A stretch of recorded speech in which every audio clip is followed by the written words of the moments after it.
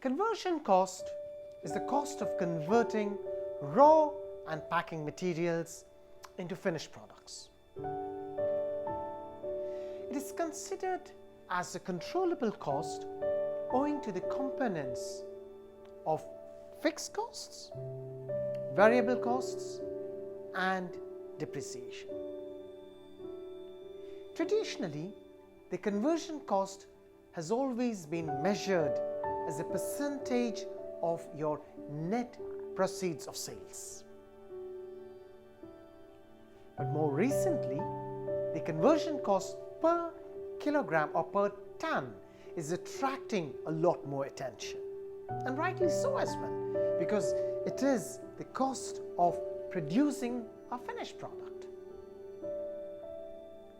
Now, the cost of converting a product is generally controllable, as even if you think about the variable parts, the labor wages, the usage of it, and the amount of overheads necessary is in fact really controllable. And even the fixed costs that you incur in your plant or in your factory, really speaking, are controllable.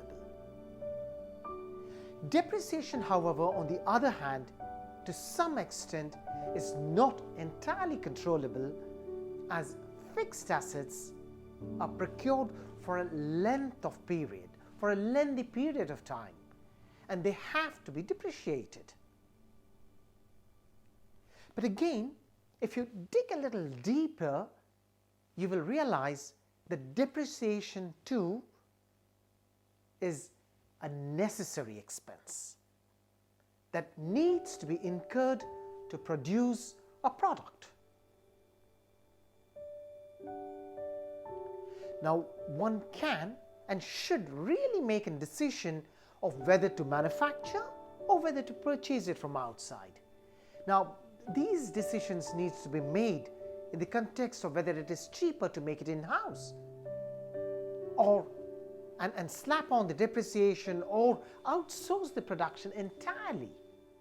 Now also, if there are multiple equipments that can produce the same product, the choice of producing it on one particular specific equipment is a controllable choice. So you could decide to use a line or a machine that is much older than a new machine, because a new machine, obviously having a higher network value, would absorb a lot more depreciation.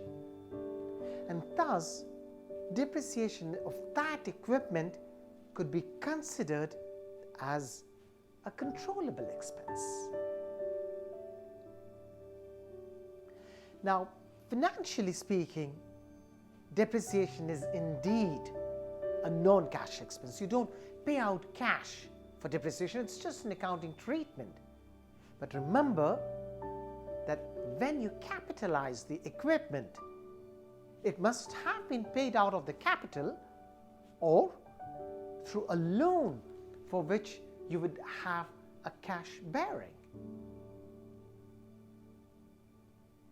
Now, depreciation is an allowable expense as well that can be deducted from your tax calculations. And moreover, it is a realistic value of the wear and tear of the machinery or the equipment that you use over the years. And without this particular capital investment, it would probably not even have been possible to produce the product anyway. So these decisions actually indicates that depreciation too is actually a controllable expense. Now, the cost of capital has to be recovered from the products that you're selling if positive equity is to be generated. Therefore, now this can also be considered as an overhead, very much like, say for instance, the Finance and Control Department or the Human Resources Department, or even the factory management, for instance. Now, if you take an example, let's take an example of the finance and control department. Now, really speaking, what value does it add to the production of a product? Nothing. But without this particular department, can you even imagine the many functions that would simply not be possible, that would simply not be realizable? And so it is kind of a necessary expense that needs to be slapped on to the cost of the product in the hope that selling it may recover some of these fixed costs. Likewise, if you think about it, now depreciation is indeed a non-cash expense, I admit. But this can affect the overall cost profile of the product. And thus, it is essential that it is also included in the cost of conversion. So just in summary, the cost of conversion is the cost of converting your raw and packaging materials into a finished product, and it includes your fixed costs, your variable costs, and very importantly, depreciation.